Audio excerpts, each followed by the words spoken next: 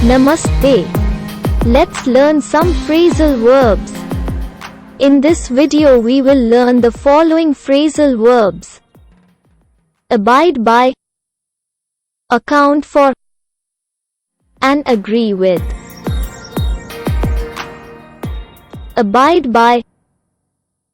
Abide by means obey. We must abide by the road traffic law. You got it. Account for. Account for has several meanings: to give a reason for, to take into consideration, or be responsible for.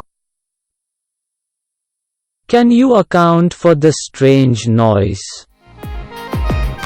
Well done. You must account for the facts. Excellent. Drunk driving accounts for many accidents. You got it. Agree with. Agree with.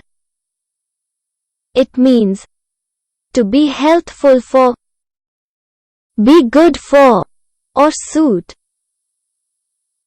The climate agrees with her. Well done. See you later. Come again.